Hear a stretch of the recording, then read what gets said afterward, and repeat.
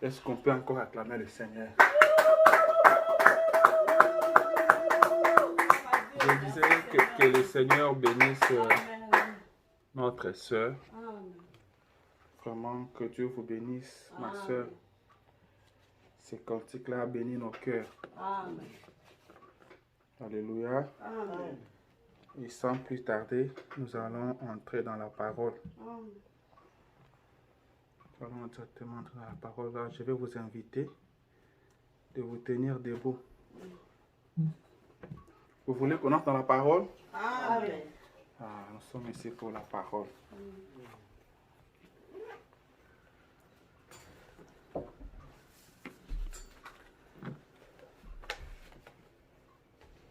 Que Dieu soit béni pour ce matin.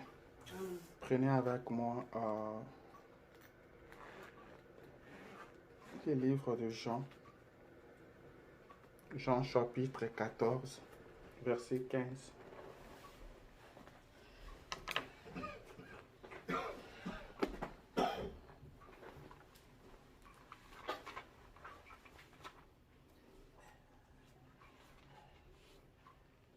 Jean 14, verset 15. La Bible dit ceci. Si vous m'aimez, gardez mes commandements. Amen. Prenons Psaume chapitre 119. Psaume 119, versets 59 à 60.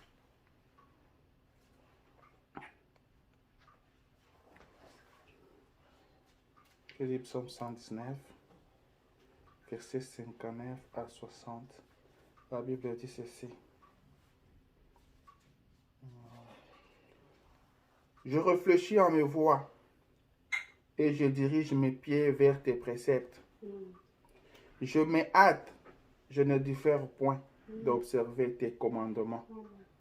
Amen. Amen. Seigneur Jésus, notre Dieu, ce matin encore, voici ton peuple qui est venu. Seigneur, nous nous attendons tous à toi. Viens ce matin nous parler. Seigneur, mets l'homme de côté. Toi-même parle-nous.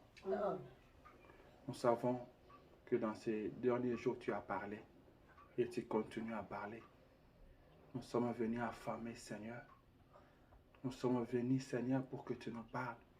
Nous ne sommes pas venus écouter un homme. Nous voulons t'écouter, toi. Amen. Car dans ta parole, il y a la vie. Seigneur, viens nous consoler, viens nous fortifier. Viens nous aider pour la continuité du voyage. Nous te disons merci pour tout ce que tu as fait pour nous. Nous te disons merci pour ce matin.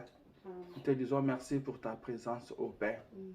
Maintenant que nous entrons dans la parole, te demandons, Seigneur, de oindre les lèvres qui vont parler. Amen.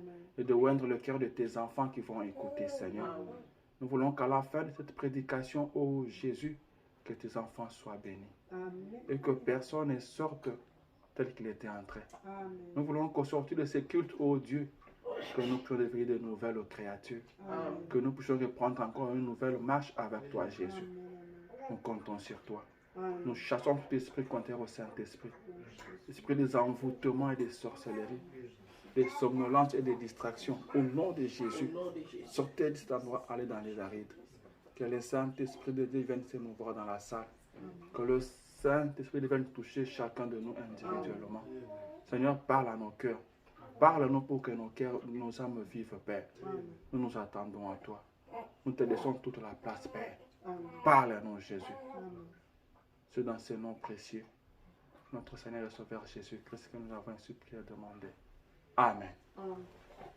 Alléluia. Que le Seigneur Dieu vous bénisse. Comme je l'ai dit tantôt, qu'ailleurs le monde entier a célébré la naissance de Jésus-Christ. Mais nous savons tous très bien que Jésus-Christ n'est pas né le 25 décembre. Il n'est pas né le 25 décembre.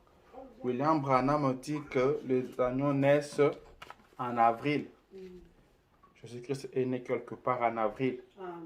Mais comme on n'a pas la date exacte aussi, nous nous joignons seulement à la date que le monde a choisie pour célébrer ça aussi. Ce qui est essentiel, ce qui est important, c'est de savoir qu'un jour il était né. Amen. Alléluia. Un jour il était né. S'il n'était pas né, il n'allait pas partir à la croix. Il n'allait pas partir à Golgotha. Alléluia. Il fallait qu'il naisse pour qu'il aille jusqu'à la croix. Amen. Et nous disons merci à Dieu pour cela, Amen. pour la naissance de Jésus. Et ce matin, nous sommes ici pour commémorer sa résurrection. C'est ce que William Branham a dit. Nous venons le dimanche à l'église pour commémorer la résurrection de Jésus, pour l'adorer. Amen, amen. Ce matin encore, il est Dieu et nous sommes ici pour l'adorer. Amen, amen. Nous sommes le 26 décembre. L'année touche déjà à sa fin. L'année touche vraiment à sa fin. Nous sommes à combien de jours de la fin? 6 jours. 6 jours de la fin. Et nous sommes reconnaissants à notre Dieu de nous avoir gardés. Alléluia. Et je vous vois tous en bonne santé. Il y a notre soeur qui vient de témoigner que le Seigneur l'a guéri. Nous sommes reconnaissants à ces dieux-là. Ce matin, j'ai un sujet important sur lequel nous allons parler ce matin. C'est l'inventaire. Amen. Nous allons parler sur l'inventaire. Très souvent, il m'arrive de fois, quand je suis avec bébé Shalom, des fois je suis en train de chanter pour elle, pour qu'elle dorme. Mais j'attends sa maman qui me dit, non, qu'elle ne dorme pas. Il faut qu'elle reste veillée, car elle doit manger. Amen. Malgré les efforts que j'avais fournis pour que l'enfant dorme, on me dit, non, il faut la réveiller. Et moi, je fais comment? J'ai dit, bon, c'est sa maman qui dit qu'elle doit manger. Donc, je fais encore une fois de réveiller l'enfant pour qu'elle mange. Car c'est important pour l'enfant, n'est-ce pas? C'est important. Parce que le maman veille sur leurs enfants. William Branham me dit que le maman a un cœur là un peu spécial. Alléluia. Il dit, la nuit, le papa peut dormir, mais la maman ne dormira pas. Elle sera toujours là pour veiller sur son enfant. Amen. Et William Branham me dit que votre pasteur est votre vrai père. Amen. Ce matin, je suis le père de la sœur qui est à côté de vous. Je suis le père du frère qui est à côté de vous. Et je vous demande un service ce matin. Je vous dis que cette sœur-là ne dort pas. Amen. Que ce frère-là aussi ne dort pas. Si vous voyez cette sœur-là dormir, il faut la réveiller. Si vous voyez le frère dormir, il faut le bouger. Amen. C'est vrai que de fois on peut être fatigué. Le conseil que je peux vous donner, mettez-vous un peu debout, secouez-vous un peu. Il faut même prendre de l'eau, faites-le. Mais vous qui êtes à côté de la sœur, à côté du frère qui dort, il faut le réveiller. Car c'est très important. Je vois que tout le monde arrive à entendre quelque chose qui sera dit ce matin. C'est très important. Je ferai un effort par la grâce du Seigneur pour ne pas être long. Et vous allez prier pour moi. Je compte sur vos prières ce matin. Je dis que nous parlons de l'inventaire. C'est quoi l'inventaire? Qu'est-ce que les dictionnaires nous disent sur l'inventaire? Nous allons consulter les dictionnaires pour savoir réellement c'est quoi l'inventaire. Il dit ceci, l'inventaire, c'est une opération qui consiste à recenser l'actif et le passif, on dit d'une communauté, d'un commerce, etc. C'est l'état descriptif. Dresser un inventaire. Revue et étude minutieuse. Amen. Ça, c'est la définition qu'on donne à l'inventaire.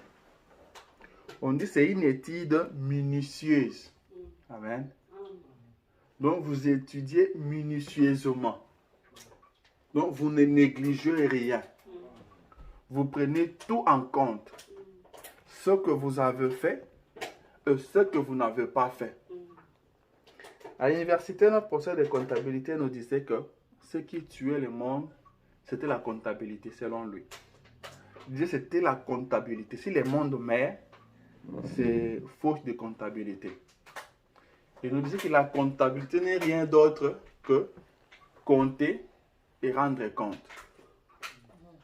C'est ça le mathématicien. Monsieur, la comptabilité, c'est compter et rendre compte. Il disait, les gens aiment beaucoup compter, mais ils n'aiment pas rendre compte. Si vous leur demandez de compter, ils vont compter avec enthousiasme. Mais quand vous leur demandez de rendre compte, là, il y a des problèmes. Amen. Il y a des problèmes. Compter là, c'est bon.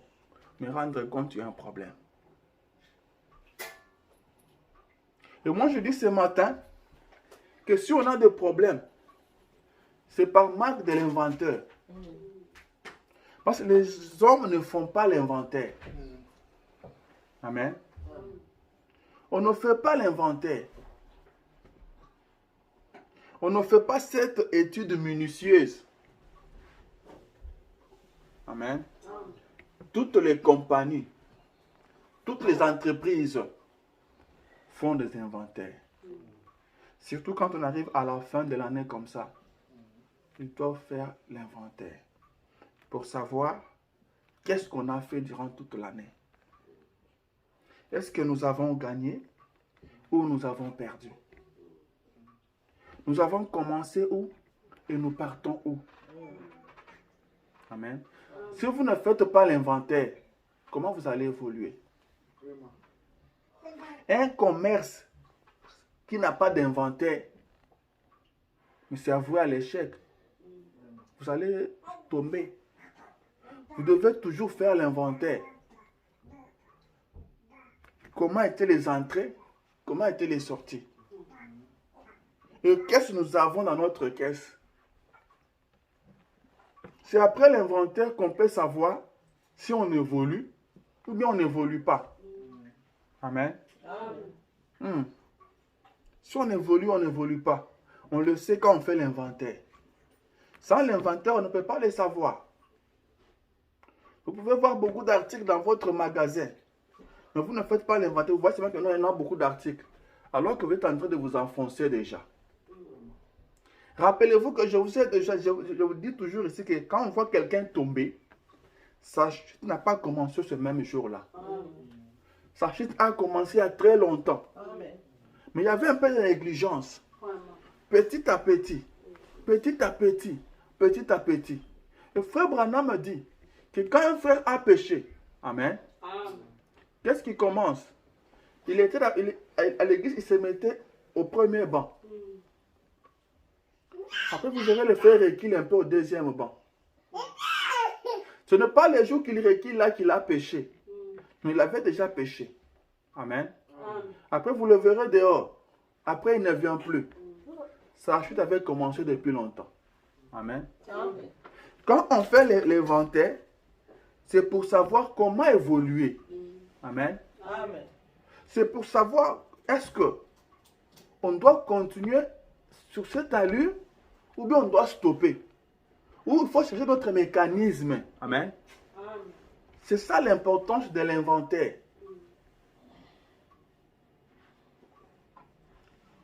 Donc, après l'inventaire, vous remarquez que, en tout cas, cette année, on n'a pas évolué. Et vous allez vous poser des questions. Qu'est-ce qui a fait qu'on n'évolue pas? Amen. Vous allez chercher les éléments qui vous ont empêché à évoluer. Vous allez étudier ces éléments-là. Et vous allez prendre de nouvelles dispositions. Vous allez prendre de nouvelles stratégies.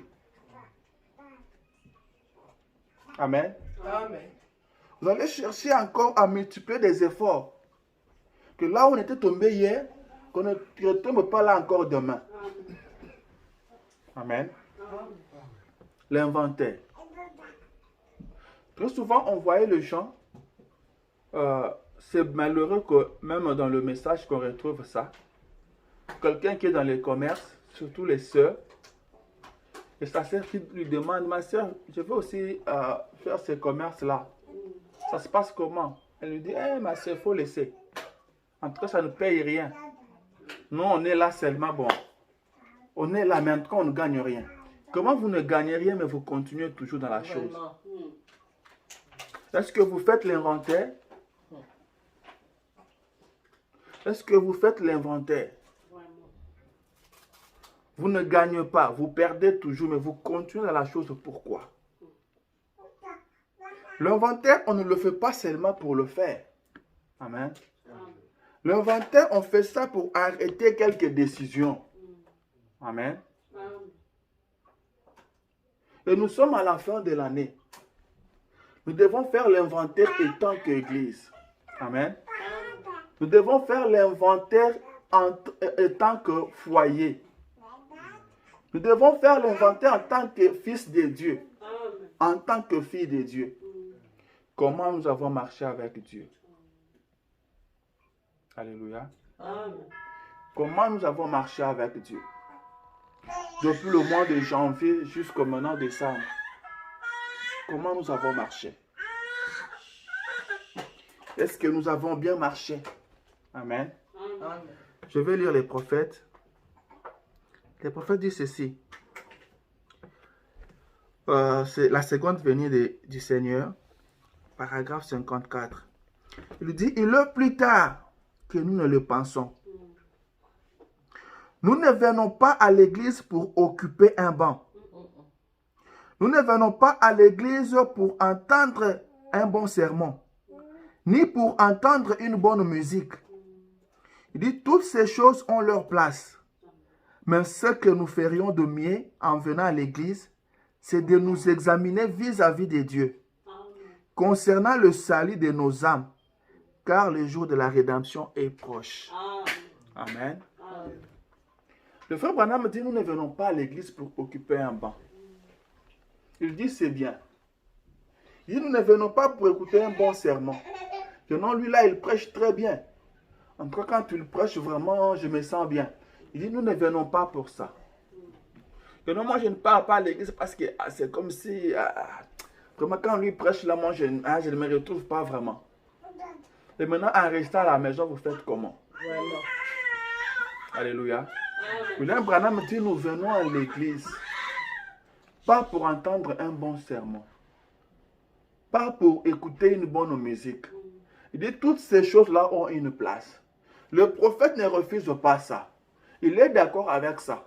Il dit, mais nous venons à l'église pour examiner notre vie vis-à-vis de la parole de Dieu. Amen. Nous venons à l'église pour nous occuper de notre salut. Amen, amen. Il a dit, il est plus tard que nous ne le pensons. Il dit, nous devons nous examiner, car le jour de la rédemption est proche. Alléluia. Amen. Cette prédication, le prophète a prêché ça en 57. Aujourd'hui, nous lisons ça en 2021, à la fin de l'année. 34 ans, merci beaucoup. Mais quand il a prêché ça, il a dit, il est plus tard que nous ne le pensons. 64 ans? Merci. Il a dit que le jour de la rédemption est proche. Nous devons nous examiner par rapport à la parole. Nous devons nous occuper de notre salut. Nous venons à l'église. On a été à l'église toute l'année ici. Amen. Amen. Nous sommes à l'église toujours. Est-ce que nous venons pour prendre place? Pour écouter un bon sermon? Tout ça c'est bien. Mais examinons notre vie par rapport à la parole de Dieu. Est-ce que nous avons bien évolué avec la parole de Dieu? Il est plus tard que nous ne le pensons. Si nous venons seulement à l'église pour prendre place, il est plus tard que nous ne le pensons. Dieu ne viendra pas nous prendre. Jésus ne viendra pas nous prendre parce qu'on prenait place à l'église. Venir à l'église, c'est bien. Un chrétien doit être toujours à l'église quand les portes sont ouvertes. Un chrétien doit être régulier à l'église. Mais cela ne suffit pas. Cela ne suffit pas. Durant cette année qui tend déjà à la fin, vers sa fin. Durant toute l'année, comment vous avez marché avec Dieu? Alléluia. Le frère Branham dit toujours dans la même prédication, paragraphe 47, il dit, frère, il est plus tard que vous ne le pensez. Il dit, Sodome et Gomorrhe ne savaient guère cette nuit-là qu'elles vivaient leur dernière ère. L'Égypte ne savait guère que l'ange de la mort dont la venue avait été prédite viendrait cette nuit-là. Pearl Harbor ne savait guère que ce raid aurait lieu. Nous avons été pesés dans la balance et nous sommes trouvés légers. Nous sommes près de la fin du temps. Nous sommes près de la fin du temps. La fin est proche. Je vous rappelle encore, c'est en 57 qu'il a prêché la seconde venue du Seigneur.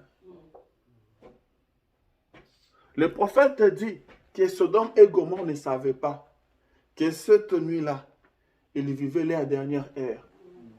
Ils ne le savaient pas. Amen. Il dit l'Égypte ne savait pas que cette nuit-là, l'ange de la mort dont la venue a été prédite allait passer. Ils sont allés dormir comme d'habitude. Amen. Les gens de Gomorrhe étaient allés dormir comme d'habitude. Ils étaient dans les ambiances comme d'habitude. Alléluia. Ceux qui partageaient dans des églises froides et formalistes continuaient à partir comme d'habitude, sans savoir qu'ils vivaient leur dernière ère. Alléluia. Nous devons nous réveiller. Nous devons faire l'inventaire. Amen. Nous devons faire l'inventaire. Est-ce que quelqu'un est avec moi? Amen. Nous vivons les derniers moments de l'histoire de l'humanité. Le jour de la rédemption est proche. Le prophète dit, 61, oh, s'il n'y a jamais eu un temps où l'Église devrait faire un inventaire pour voir si on a toutes les dragues, c'est bien maintenant. Il dit, il fait sombre. Il dit là, l'oppression et les nuages d'une civilisation dévastatrice sont suspendus au-dessus de la terre. Partout c'est le péché et la débauche. Nous vivons une époque terrible où règne la méchanceté. Les gens ne vont à l'église que pour la forme. Les gens vont à l'église pour essayer de cacher leur bassesse. Des gens vont à l'église et professent être chrétiens, mais vivent comme le reste du monde. Ils boivent, ils fument, ils jouent à l'argent. Les femmes s'habillent d'une façon immorale, portant en public des vêtements qu'elles ne devraient même pas porter dans leur cabinet de toilettes. Et cependant, elles les portent en public dans la rue. Et l'amour fraternel est une chose qui est presque en voie de disparition. Nous n'avons pas perdu une drachme, mais nous les avons pratiquement perdues toutes. Alléluia. Le frère Branham dit, s'il n'y a jamais eu un temps où l'Église devait faire l'inventaire, c'est maintenant. Amen, amen. Parce qu'il dit partout c'est le péché. Partout c'est le péché. Il n'y a même pas un endroit où regarder. Il dit l'amour fraternel, n'en parlons pas. C'est en voie de disparition. Est-ce que nous ne vivons pas ça? Le frère qui se critique. Les gens commencent à s'empoisonner. Les gens s'entretuent. Amen. Nous devons faire l'inventaire. Nous sommes à la fin des temps. Des choses comme nous les vivons aujourd'hui, ça n'a jamais été comme ça dans n'importe quel âge. On n'a jamais vu des choses comme ça. Ce qui se passe dans le monde maintenant, ça doit nous réveiller. Ça doit nous réveiller. Jésus-Christ dit, quand vous verrez l'abomination et la désolation s'installer au lieu saint, il dit que celui qui lise fasse attention. Amen. Amen. Que celui qui lise fasse quoi? Attention. Qu'il fasse attention, pourquoi? La fin est proche. Amen. La fin est proche.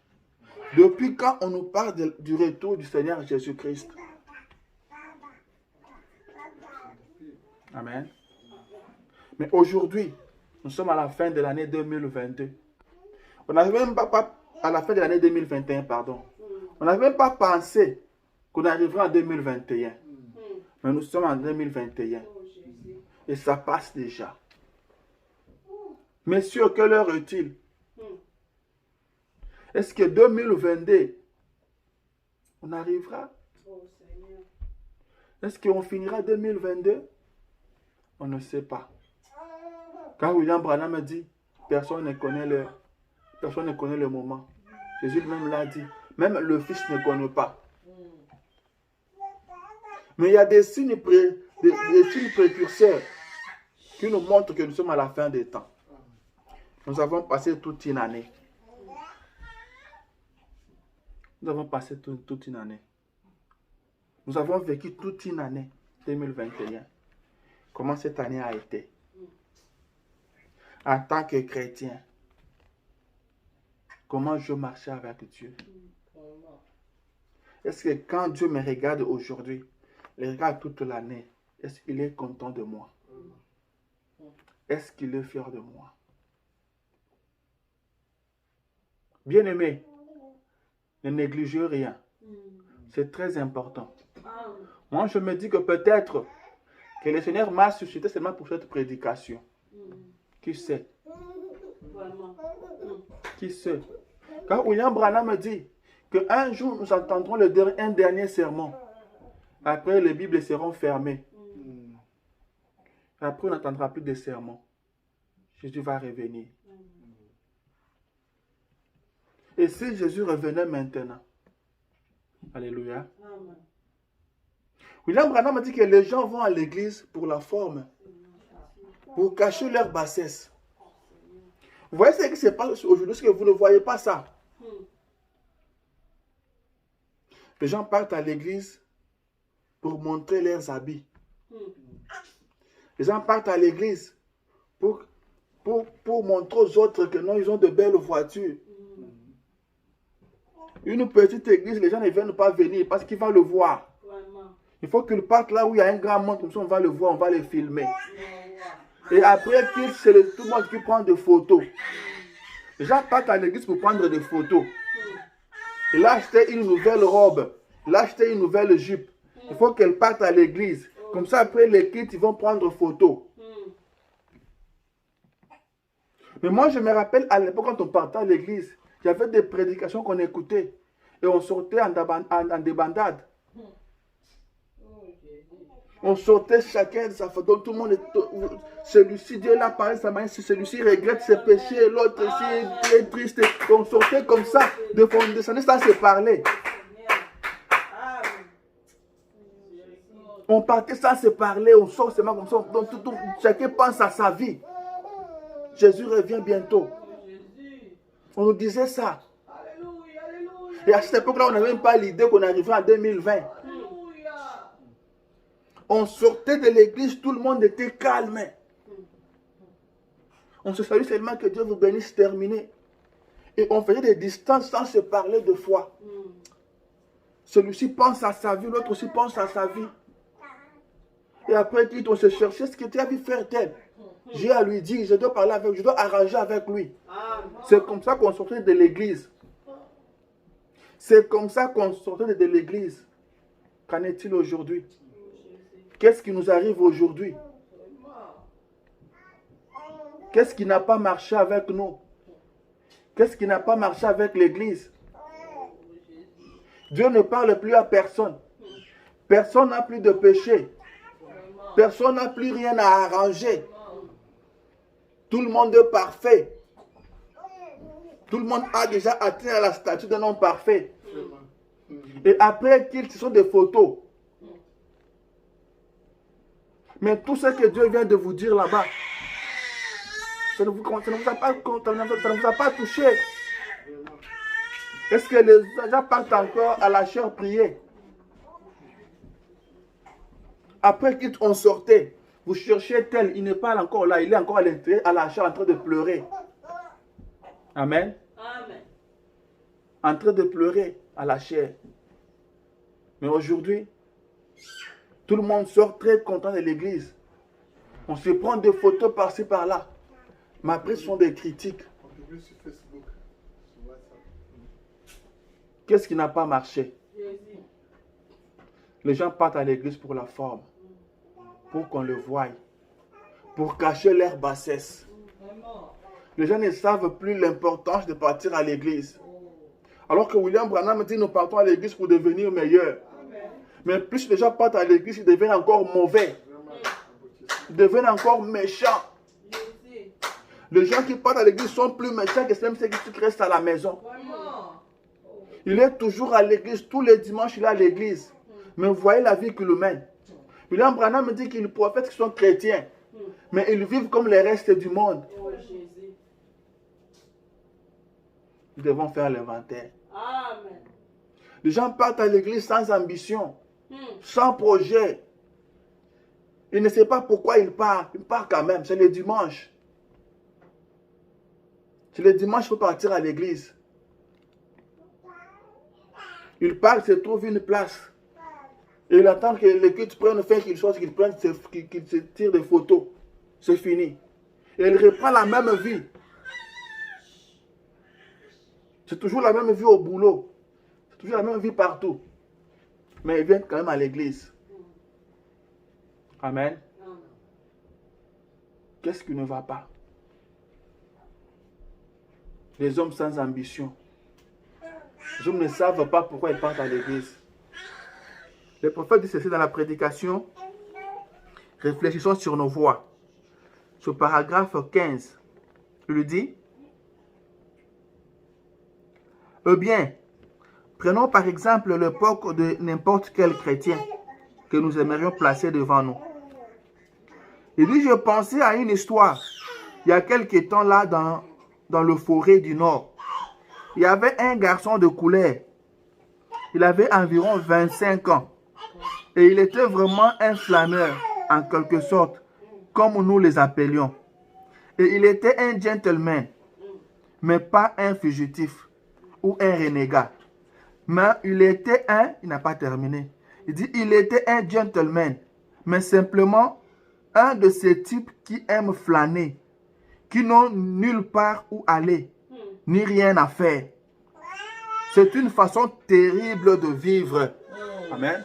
Le prophète dit, c'est une façon terrible de vivre. Quelqu'un qui n'a nulle part où aller, qui n'a rien à faire. C'est une façon terrible. Amen. Je continue. Il dit, c'est une façon terrible de vivre. Il y a quelque temps, j'ai offert un dîner à un homme. C'était un clochard. Et je dis, quand avez-vous commencé ceci? Il a dit, il y a environ 20 ans. J'ai dit, où allez-vous? Il a dit, nulle part.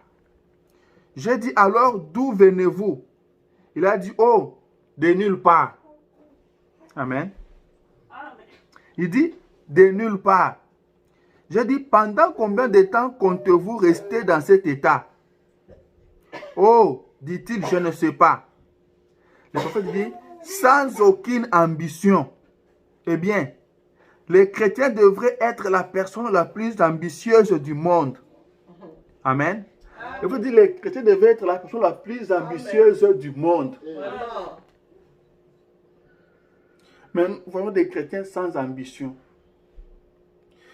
Ils partent à l'église sans ambition. Il n'a aucune ambition de changer. Il n'a aucun souci de changer. Son salut ne l'intéresse pas. C'est le cadet de ses soucis.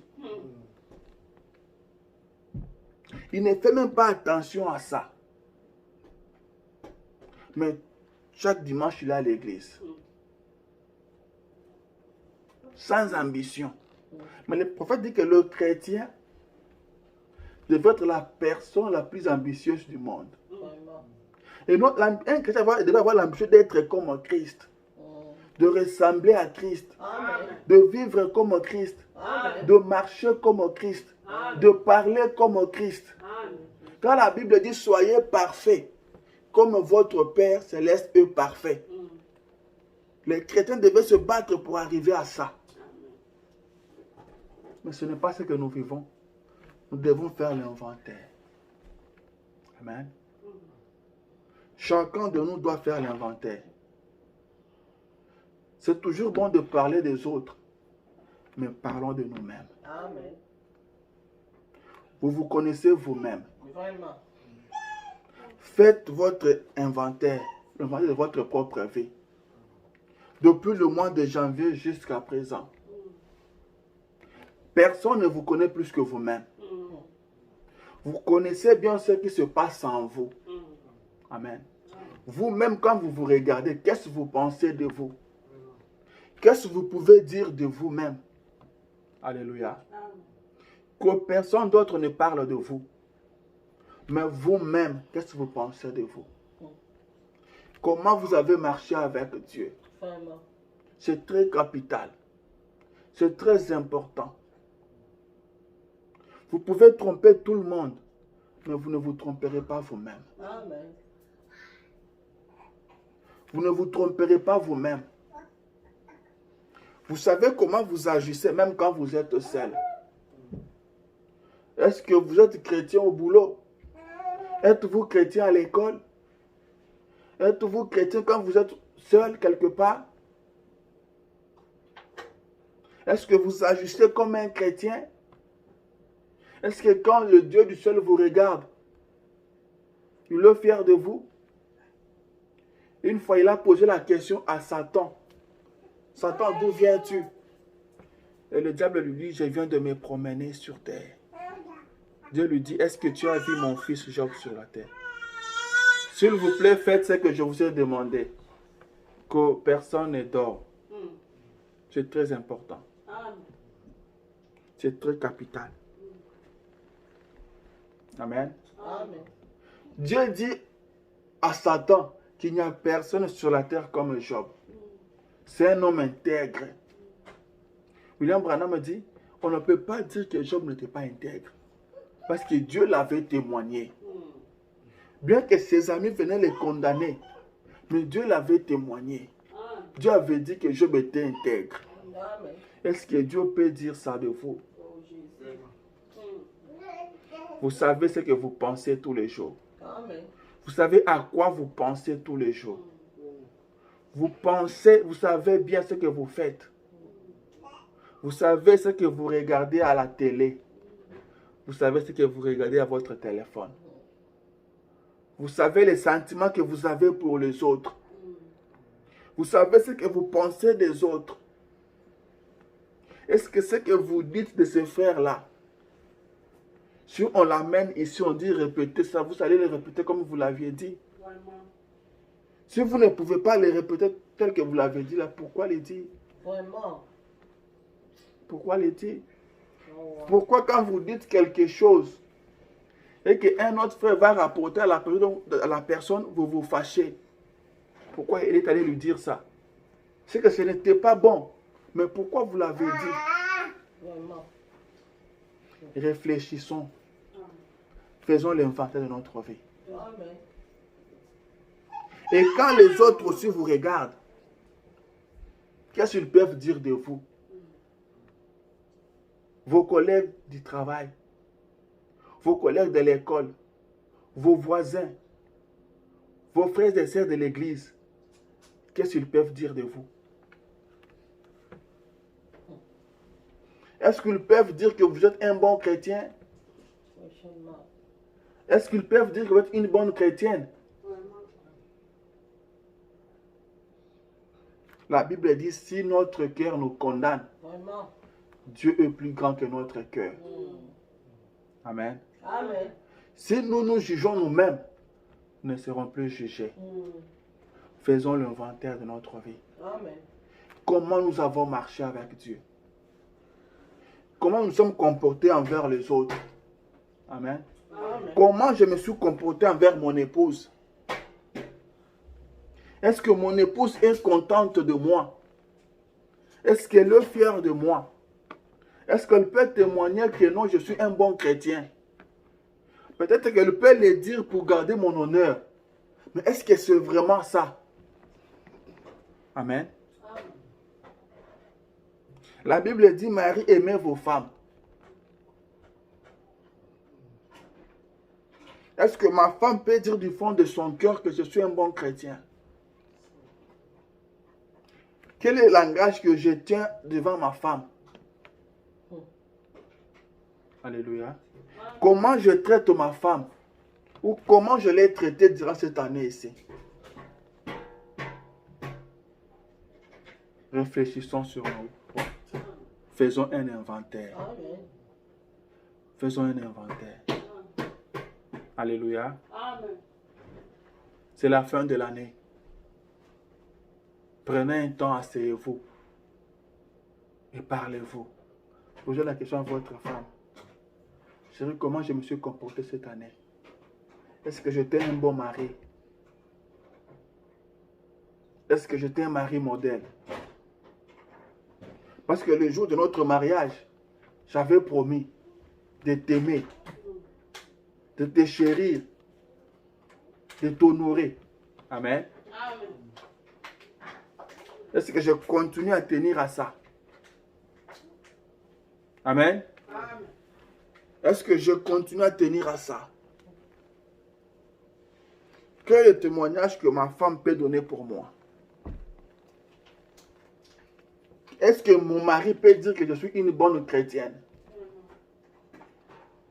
Est-ce que là où on parle de femmes, mon mari peut dire que non, en tout cas, s'il y a des femmes, mon épouse, elle est exceptionnelle. Amen. Amen. La Bible dit, femmes, soyez soumises. Et le jour de votre mariage, vous avez dit, je te serai soumise. Amen. Mais est-ce que vous continuez à tenir à ça? Est-ce que dans 2021, vous n'avez pas échoué à votre mission? Est-ce que vous avez réussi à votre mission? Si vous avez réussi, gloire à Dieu. Que Dieu soit loué. Dieu est content de vous. Amen. Mais si vous avez échoué, il n'est pas encore tard. C'est pourquoi vous devez faire l'inventaire. Il n'est jamais tard pour reprendre une nouvelle vie avec Christ. Amen. Mais nous ne savons pas ce que demain nous réserve. La Bible dit, si vous entendez sa voix aujourd'hui, n'endurcissez pas votre cœur. Alléluia. Amen. Vous devez faire l'inventaire. Sincèrement. Sincèrement. Prendre en compte ce que vous avez fait et ce que vous n'avez pas fait. Amen. Comment vous êtes comporté envers vos enfants? Est-ce que vos enfants sont fiers de vous? Est-ce que vos enfants sont contents de vous? Alléluia. Est-ce que les enfants peuvent dire que nos parents sont chrétiens?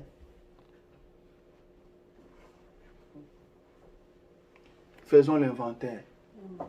Comment nous avons traité nos enfants? Comment nous avons traité nos voisins? Est-ce que si on vient poser la question à nos voisins, ils peuvent dire que nous sommes de très bons chrétiens? Alléluia. Amen. Est-ce que quelqu'un est avec moi? Amen. Amen. Est-ce que nos voisins peuvent dire que nous sommes de très bons chrétiens? Comment nous avons été avec nos voisins? Qu'est-ce que nous avons fait de la parole de Dieu? Est-ce qu'à chaque fois que nous avons écouté la parole, nous avons fait un effort? Est-ce que nous avons fourni un effort de vivre cette parole? Posons-nous la question. Alléluia. Est-ce que nous avons fait un effort de vivre cette parole? Ou bien on a écouté seulement pour écouter et on est parti? C'est très important. Vraiment. C'est très capital. Nous devons faire l'inventaire. Amen. Amen. William Branham dit, il dit, si nous pouvions nous asseoir ce soir et réfléchir, qu'y a-t-il de plus grand que la vie éternelle? Dites-moi, quel prix vous pourriez payer pour la vie éternelle? Si ce soir vous étiez mourant avec 100 milliards de dollars dans votre poche, cela ne pourrait pas valoir la vie éternelle. Vous ne pouvez pas l'acheter. L'argent, c'est de la souillure aux yeux de Dieu. S'il n'est pas utilisé pour son royaume ou pour une cause juste, c'est de la souillure. Il dit, qu'est-ce qui est de plus important que la vie éternelle? La Bible dit, à quoi sert-il à un homme de gagner le monde entier, mais s'il perd son âme? Tout ce que nous voyons ici a une fin, pardon. Et cette fin-là est proche. Cette fin-là est proche. Alléluia. Amen. La fin est proche. Qu'est-ce que nous avons fait avec la parole de Dieu? Comment nous avons traité la parole de Dieu? À chaque fois que nous avons écouté, quelle a été notre réaction? Est-ce que nous l'avions accepté ou bien nous avions rejeté cela? Amen. Comment nous nous sommes comportés envers la parole de Dieu? La fin est proche. Amen. La fin est proche. Le frère Branham parle d'un garçon. Je vais prendre ça un peu quelque part. Ou soit, laissez-moi, je prends paragraphe 16. Il dit, ce jeune homme est allé flâner dans les forêts du Nord, dans une région où je chassais, il y a bien des années, où je chassais les cerfs. Et lorsque il avait besoin d'un emploi, il n'avait pas d'argent. Et le maître de la forêt l'a engagé pour aider la vieille cuisinière de couleur.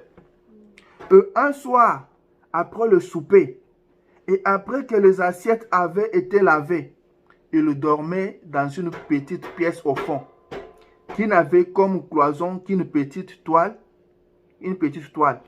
Et soudain, le jeune homme a dit, j'ai été réveillé et j'ai entendu des hommes qui se tenaient près de ma fenêtre. Et j'ai entendu le son le plus lugubre que j'ai jamais entendu. Il a dit, j'ai brusquement ôté la couverture de mon visage. Et d'un bond, je me suis vite levé. Et il a dit, la pièce était constamment illuminée par les éclairs. Il a dit, j'ai entendu ces deux hommes dire, eh bien, Jim, nous ferions mieux de retourner au camp. Parce que nous pourrions ne plus être ici dans 10 minutes. La tornade vient dans cette direction-ci. Il a dit qu'il a sauté et il a regardé dehors par la fenêtre. Juste à temps pour apercevoir ces grands nuages en forme d'un cercle, comme un serpent mettant en pièces les montagnes et les arbres, et les tordant en l'air. Alors il vit des arbres entiers volant à des centaines de mètres, se dirigeant droit vers la cabane. Est-ce que vous suivez? Madame continue, il dit, il a dit qu'il a entendu quelque chose en train de frapper sur la toile. Et la vieille cuisinière qui était de l'autre côté de la toile a dit, mon fils, viens de ce côté-ci. J'ai une lanterne allumée. Il a dit qu'il est allé de l'autre côté et la vieille cuisinière avait une lanterne allumée. Et il a dit qu'il lui a demandé, connais-tu le Seigneur Jésus comme ton sauveur? Il a dit, non madame, je n'ai jamais prié de ma vie. Eh bien, dit-elle, tu ferais mieux de prier, car nous serons peut-être balayés de la face de la terre dans les quelques prochaines minutes. Amen. Amen. La vieille cuisinière dit au garçon, tu ferais mieux de prier, car peut-être dans quelques minutes nous serons balayés. Est-ce que vous n'apprenez pas des tonneaux de passer par là? Alléluia. Vous feriez mieux. Amen. Amen. Vous feriez mieux. Je continue. Il a dit que cette pieuse et sainte vieille mère s'est agenouillée là, à cet hôtel improvisé. Et elle a prié tout aussi calmement qu'elle le pouvait. Amen. Et il a dit, je n'arrive pas à prier. Il a dit, chaque fois que je commençais à dire, Dieu bien-aimé, dit-il, juste à ce moment-là, un arbre s'abattait sur la cabane. Oh, Jésus. C'est ce qu'il m'a dit. Il a dit, révérend, j'étais trop effrayé pour prier. Et il a dit, voici tout ce que je puis dire. Seigneur, si seulement tu m'épargnes la vie, je viendrai à toi après que l'orage sera passé. Amen. Il a dit, voilà pourquoi je suis ici ce soir. Amen. Il n'y a pas d'orage présentement. Mais cette promesse est dans mon cœur. Amen. Et le souvenir de cette heure-là subsiste toujours. Le prophète dit, paragraphe 18, il dit, il est bon de venir à Dieu pendant que vous êtes saint d'esprit et dans votre bon sens. Amen. Lorsque tout est calme. Amen. Lorsque vous avez le temps de réfléchir et de venir lucidement et sobrement. Amen. Voilà les moments où il faut venir à Dieu.